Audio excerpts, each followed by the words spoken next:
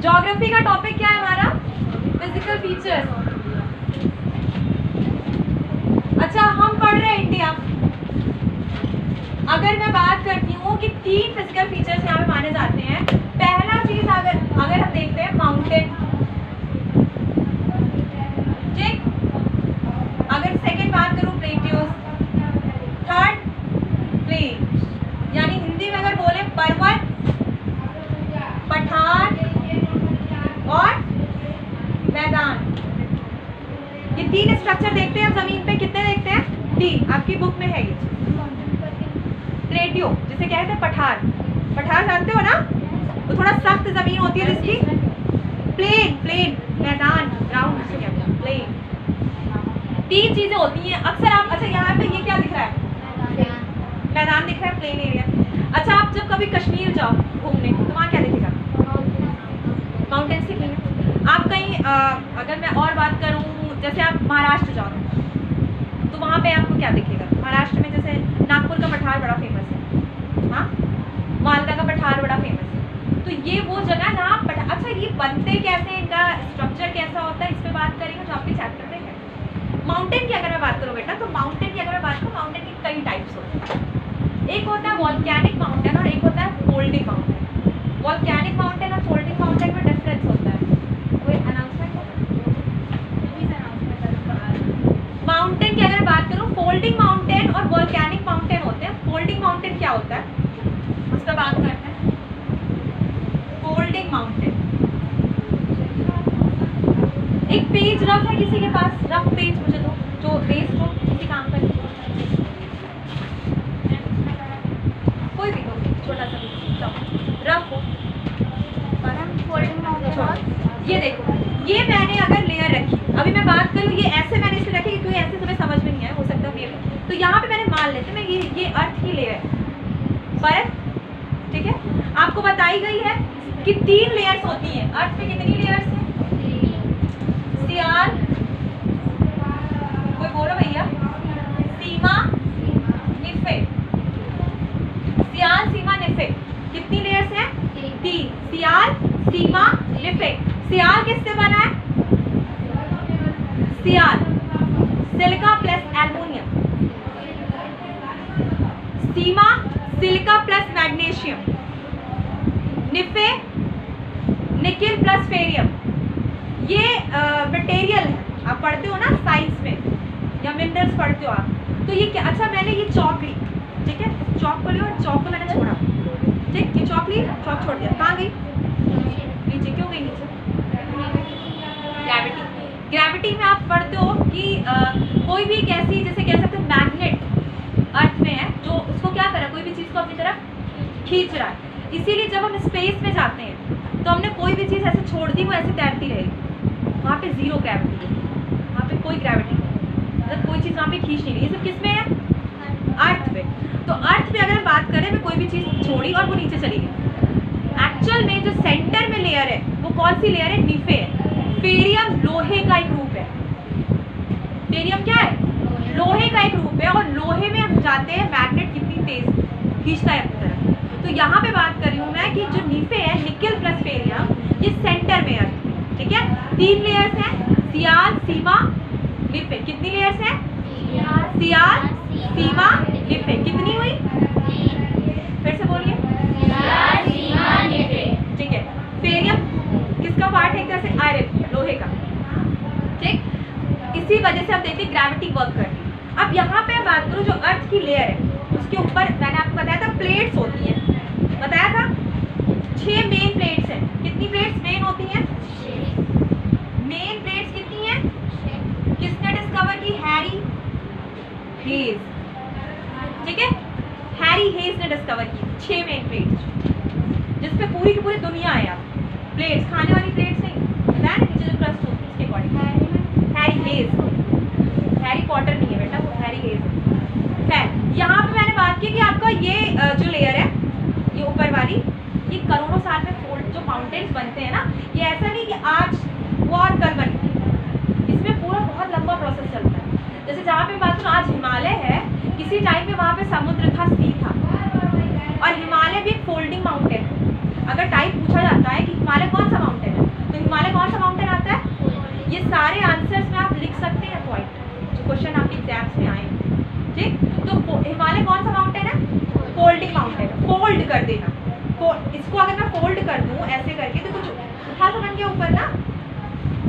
किया कि ये लेयर है, इस लेयर के दोनों साइड से जब प्रेशर पड़ा, दोनों साइड से क्या हुआ, प्रेशर पड़ा, तो जब प्रेशर पड़ा तो इसका बीच का हिस्सा क्या हो गया, उठ गया ना। अच्छा, हिमालय की ऊंचाई कितनी है, हिमालय की ऊंचाई कितनी है, अब तो बता दो। 8848 में हिमालय की ऊंचाई है। माउंट एवरेस्ट की कितनी है, बिस्मिल्लाह करके एक बढ़ा दो।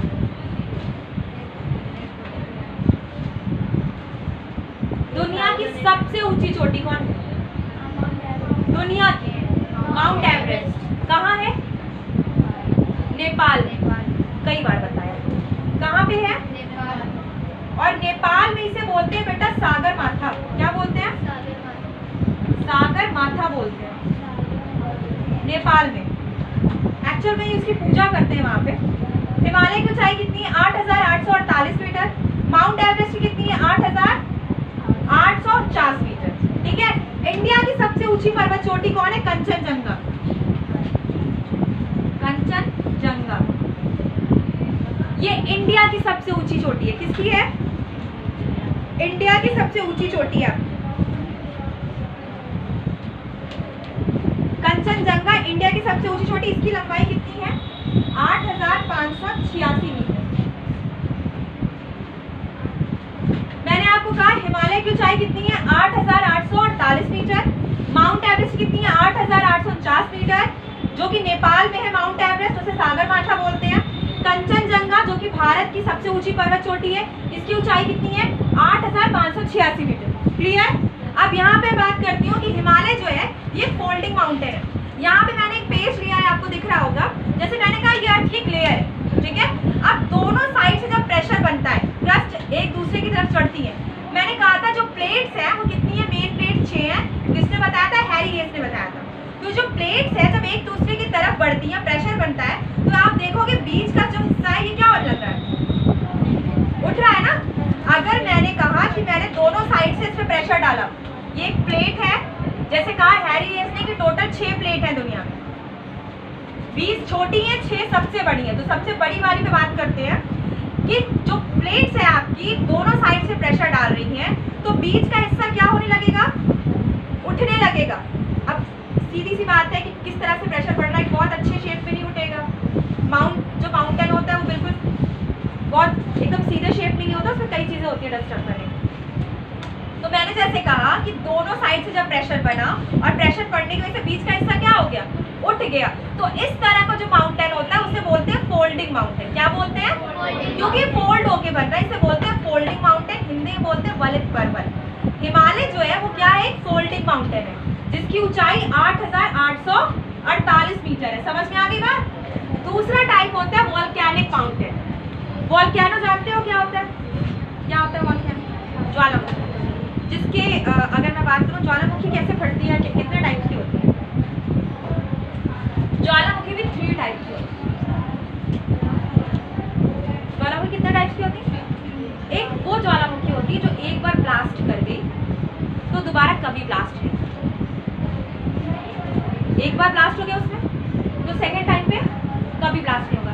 एक वो टाइप होता है जिसमें से मैग्मा हमेशा बाहर निकलता है, वो रुकेगा, बंद नहीं होगा। एक वो टाइप होता है जो ब्लास्ट हो गया और फिर नेक्स्ट टाइम पता नहीं कब होगा, उसका कुछ पता नहीं होगा। सबसे डेंजरस कौन सी होगी, एग्जैक्टली, क्योंकि एक तो वो हो गई जो ब्लास्ट होगी, अब दोबारा कभी नहीं ब्लास्ट होगी, उससे लॉस नहीं होगा। ठीक। एक वो है जो हमें दिख रहा है कि इसमें से मैग्मा निकल रहा है, तो इंसान उसके पास नहीं जाएगा, वहाँ घर नहीं बनाएगा आसपास। लेकिन एक वो होती है जो बहुत डेंजरस होती है, जिसके आसपास इंसान क्या करता है, घर बना लेता है, रहना शुरू करता है और फिर वो अचानक से ब्लास्ट हो जाता है। ठीक है। आपने कभी घर में कुकर में खाना बनते हुए देखा है, नहीं देखा होगा। कुकर के ऊपर एक सीटी होती है, देखा है, कितने बच्चों ने देखा। ठीक। जब खाना उसमें गल जाता है, पक जाता है, मैंने उसमें गैस ऑन की, नीचे हीट चाहिए, जब तक गैस ऑन नहीं होती या इंडक्शन नहीं होता या कोई भी चीज़ स्टोव वगैरह अगर वो नहीं है तो उसमें कोई भी सीटी नहीं आएगी, कोई प्रेशर नहीं बनेगा। ऐसा खाली कुकर रख दो, क्या वो बंद करके उसमें से सीटी आने लगती है, नहीं आती। जब तक आप उसको हीट पे नहीं रखते तब वो सामान अंदर जो रखा होता है वो क्या करता है, प्रेशर से बनता है और फिर लास्ट टाइम हम देखते हैं कि उसमें से सीडी में से प्रेशर बाहर निकलता है, गैस स्टीम बाहर निकलती है। अच्छा ये बताइए कि अगर हम कुकर की जो सीटी है उसको हटा देते हैं तो जो उसमें जो छोटा सा छेद होता है उसमें से कभी कभी दाल का पानी, दाल बाहर आने लगती है और कभी कभी बहुत ऊंचाई तक जाती है। मतलब हमारे जो किचन है उसमें अगर मैं बात करूँ ऊपर वाला जो रैक होता है वहाँ तक पहुँच जाती है और गंदा हो जाता है पूरा ये इतना। दाल के टुकड़े भी बाहर आ जाते हैं कभी कभी, देखा है, सबने देखा है। क्यों ऐसा होता है? प्रेशर निकलने की जगह बहुत छोटी होती है तो प्रेशर बहुत स्पीड से निकलता है कि जगह क्या होती है, बहुत ज़्यादा छोटी होती है। जैसे कि मैं बात करूँ कि हमने पहली चीज़ क्या की, गैस ऑन की, दाल बना ली, दाल को रखा, ढक्कन लगाया और गैस पर रखा, अंदर नीचे से हीट मिली उसको, अंदर गैस बनी, स्टीम बनी, प्रेशर बना, भाप। अब उसको निकलने के लिए जगह चाहिए। अगर कुकर में सीटी नहीं होती तो कुकर क्या हो जाता है, जैसे कैसे तो ब्लास्ट हो जाता है, कभी कभी सीटी फंस जाती है या गंदगी उसमें जम जाती है और वो प्रेशर बाहर नहीं आता तो कुकर क्या हो जाता है, ब्लास्ट कर जाता है क्योंकि उसमें जगह नहीं होती। तो अर्थ की मैं बात करूँ भाई, ये जो लेयर है, अर्थ की लेयर यानी प्लेट्स के नीचे बहुत से मटेरियल और उसके नीचे हीट भी है, हीट भी बहुत ज़्यादा है, ताप, गर्मी, हीट क्या है, बहुत ज़्यादा है। अब गैस ऑन हो गई मान लो, एक तरह से मैं मटेरियल अंदर पक रहा है, प्रेशर बना। अब भाई वहाँ पे तो ज़मीन पे तो कुछ हीट ही नहीं है, ज़मीन पे कोई हीट निकलने की प्रेशर लगा नहीं, वो क्या कर देगा, ज़मीन का हिस्सा ऊपर का तोड़ देगा। अरे कोई छोटा सा छेद नहीं बना है, ये काफ़ी बड़ा होल बनाता है, ठीक है। और जब ये बाहर निकलेगा तो काफ़ी प्रेशर से निकलेगा और काफ़ी ऊंचाई से। कभी वॉल्केनो फटते हुए देखा, मैग्मा कितना गर्म बाहर ऊंचाई से निकलता है, जाके नेट पे कोई वॉल्केनिक वीडियो देखना जो ब्लास्ट होता है, ठीक, उसमें तुम देखोगे कि कितनी बहुत ही जैसे कह सकते हो कि एक तेज़ आवाज़ के साथ और बहुत बड़े ब्लास्ट के साथ मैग्मा जो मटेरियल है जो अंदर गल चुका है, पक चुका है, वो क्या होता है। अभी जैसे मैंने आलू और मटर की सब्जी अगर बनाई और मैंने उसे बहुत ज़्यादा गला दिया तो सब मिक्स होके एक हो जाएगा ना, वो सब क्या हो जाएगा, एकदम एक। जैसे दाल बहुत ज़्यादा गल जाती है तो समझ में नहीं आती कि उसके दाने कहाँ हैं, वो सब एक हो जाते हैं। तो इसी तरह जो अंदर लेयर, अर्थ के नीचे जो लेयर है उसमें इतनी हीट है कि सारा मटेरियल मिक्स हो चुका है और वो मैग्मा की तरह बाहर आ जाता है और वो काफ़ी ज़्यादा गर्म होता है। क्योंकि जब हम कुकर खोलते हैं तो हम देखते हैं उसमें से कभी कभी ऐसे ना बुलबुले उठते रहते हैं, देखा होगा ना, उसमें से एकदम तेज़ अगर कभी झटके से मान लो कि हमने उसको छोड़ा नहीं और हमने कोशिश की जल्दी खुल जाए और हल्का सा पानी डाल के उसको खोलने की कोशिश की तो अंदर वो एकदम इतनी भाप रहती है उसमें कि वो एकदम गर्म हमें दिखता है। सोचो अगर वो छोटे से कुकर में इतने कम टेम्परेचर पे ये हाल है तो अंदर अर्थ के कितना ज़्यादा है, उसमें से कितना गर्म और खौलता हुआ लावा मैग्मा बाहर निकलता है और वो जब अर्थ पे आता है तो उससे क्या बन जाता है, उससे जो एक राख या मटेरियल निकलता है वो इतने प्रेशर, जैसे मैंने कहा ये अब इसने ब्लास्ट कर दिया, यहाँ पे ब्लास्ट हो गए, टूट गई लेयर, यहाँ से काफ़ी प्रेशर से चीज़ें बाहर आ रही हैं।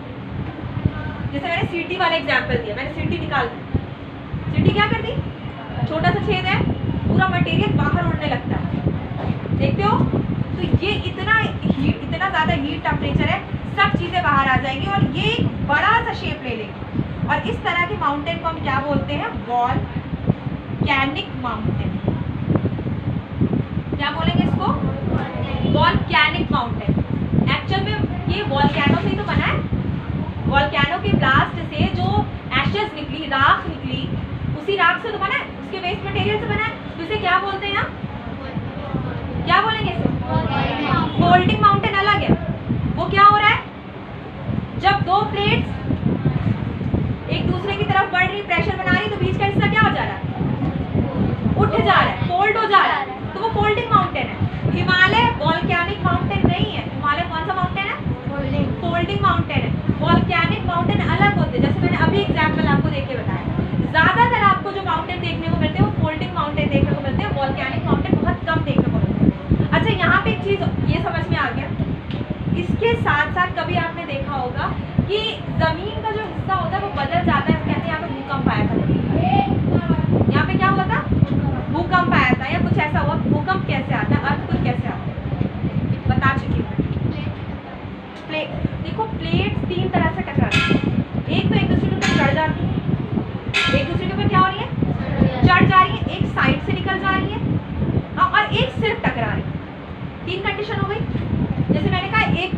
गाड़ियाँ और आई और बस टकरा गई, आगे से थोड़ा सा नुकसान हो, इसका नुकसान हो। कभी कभी ऐसा तो एक्सीडेंट होता है, चढ़ जाती है एक दूसरे में, और एक साइड से वो निकाला था, साइड से निकाला था, उसने टक्कर मार दी, तीन कंडीशन होती है। इसी तरह से प्लेट्स जाती है, इसी तरह से क्या होती है, प्लेट्स की कंडीशन होती है, और इसी वजह से अर्थक्वेक्स आती है। सबसे ज्यादा अर्थक्वेक प्लेट की टकराने की वजह से ही आती है, वोल्केनो ब्लास्ट की वजह से भी अर्थक्वेक आते हैं। क्यों? क्योंकि जब यहाँ पे ये अर्थ की लेयर को तोड़ेगी तो आसपास की जमीन मूव करेगी, हिलेगी नहीं हिलेगी। जैसे मैंने क्या किया कि ये कागज है, इसमें मैंने जोर से नीचे से प्रेशर लगाया इसमें छेद करने का, तो इसके आसपास का कागज तो हिल रहा है, नहीं हिलेगा, बिल्कुल हिलेगा। तो वोल्केनो की वजह से भी अर्थक्वेक आते हैं और प्लेट की वजह से भी अर्थक्वेक आते हैं।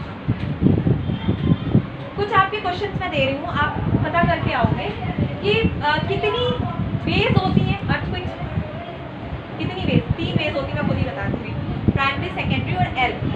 सबसे डेंजरस एल होती है, ठीक। ये चीज़ें आप रिमाइंड करके उसमें डिटेल में पढ़ के आओगे, क्योंकि इसमें मैं काफ़ी टाइम नहीं देने वाली। अर्थक्वेक की जो हम तरंगों को नापते हैं, वेव को नापते हैं, उसका नाम क्या है, उस उपकरण का, उस गैजेट का नाम क्या है, उसको कहते हैं सिस्मोग्राफ। किससे नापते हैं? सिस्मोग्राफ से हम नापते हैं। जैसे हम कहते हैं ना कि लाइन खींचे तो स्केल से खींचेंगे। हवा का प्रेशर किससे नापते हैं? बैरोमीटर से नापते हैं, ये बताया मैं जब मैंने आपको साइक्लोन पढ़ाया तो बताया है। हवा का प्रेशर किससे नापते हैं? बैरोमीटर से। और अर्थक्वेक की वेव्स को किससे नापते हैं? सिस्मोग्राफ से नापते हैं। अर्थक्वेक की वेव्स को किससे नापते हैं? सिस्मोग्राफ से। और हवा का बैरोमीटर बता चुकी हूं मैं, किससे नापते हैं? बैरोमीटर। अच्छा, अर्थक्वेक जब आता है तो कौन सी गैस एक्टिव हो जाती है? रेडॉन। रेडॉन नाम की गैस है जो एक्टिव हो जाती है थोड़ी देर पहले, जिससे हमें पता चल जाता है कि यहाँ पे क्या आने वाला है, भूकंप आने वाला, अर्थक्वेक आने वाला। क्लियर? इतनी चीज समझ में आ गई? रेडॉन। मैं एक बार रिवीजन कर देती हूँ कि जो माउंटेन की बात कर रही हूँ, तो हिमालय जो माउंटेन है वो कौन सा है? फोल्डिंग माउंटेन है। हिमालय कौन सा माउंटेन है? Folding mountain. हिमालय कौन सा माउंटेन है? फोल्डिंग माउंटेन है। हिमालय की ऊंचाई कितनी है? 8,848 मीटर। अच्छा, दुनिया की सबसे ऊंची चोटी जो नेपाल में है, माउंट एवरेस्ट, उसकी ऊंचाई कितनी है? 8,849 मीटर। मैं बात कर रही हूँ इंडिया की सबसे ऊंची पर्वत चोटी कौन सी है? कंचनजंगा। ऊंचाई कितनी है? 8,586 मीटर। क्लियर इतना? हिमालय एक फोल्डिंग माउंटेन है, और साथ साथ एक और माउंटेन होता है जिसको कहते हैं वॉल्केनिक माउंटेन, जो वॉल्केनो के ब्लास्ट के बाद जो एशेस निकलती है उससे बनता है। यहाँ पे मैंने बात की कि अर्थ में कितनी लेयर्स हैं? 3, सियाल, सीमा, नीफे। कितनी लेयर्स हैं? सियाल, सीमा, नीफे। नीफे निकेल प्लस फेरियम, यानी जो फेरियम वाला हिस्सा है यही आपका जिसे कह सकते हो लोहे का रूप है, सेकेंड पार्ट है, और वो क्या किस काम में आता है? किसी चीज को अपनी तरफ खींचने के। मैंने बताया 3 लेयर्स में सियाल है, silica plus aluminium, sima silica plus magnesium, nife nickel plus ferrum. हो गया, ये 3 लेयर्स है अर्थ की। अच्छा, इसमें सबसे इंपॉर्टेंट चीज है आपको समझनी चाहिए कि जो फोल्डिंग माउंटेन है, यानी मैंने आपको कहा कि दो जो प्लेट्स है वो एक तरफ से बढ़ रही है, वो बीच में क्या बना रही है? प्रेशर बना रही है। बीच में क्या बना रही है? प्रेशर, जिसकी वजह से वो हिस्सा क्या हो जा रहा है? उठ जा रहा है, और उसी को हम क्या बोल देते हैं? Folding mountain. अर्थ की कितनी लेयर्स है? 3। कौन कौन सी? अब मैं पूछूंगी आपसे और आप बताओगे टोटल कितनी प्लेट्स है मेन? 6। किसने बताई है? हैरियस ने कहा भाई 6 इंपॉर्टेंट प्लेट्स हैं, और इसी के तहत भूकंप भी आते हैं, क्योंकि ये प्लेट्स जब आपस में टकरा जाती है या चढ़ जाती है या साइड से होकर निकल जाती हैं तो अर्थक्वेक्स आते हैं। अर्थक्वेक की कितनी वेव्स हैं? 3, प्राइमरी, सेकेंडरी और एल। सबसे डेंजरस होती है एल। अर्थक्वेक की जो तरंगे हैं उसको हम किससे नापते हैं? सिस्मोग्राफ से नापते हैं। किससे नापते हैं? और हवा के प्रेशर को किससे नापते हैं? बैरोमीटर से। इतनी चीजें क्लियर हो गई ना, क्योंकि कल मुझे फिर आगे बढ़ाना है। रेडियोस, माउंटेन्स और प्लेन्स सिर्फ और सिर्फ इंडिया के मैप में पढ़ाऊंगी इसको। कल क्या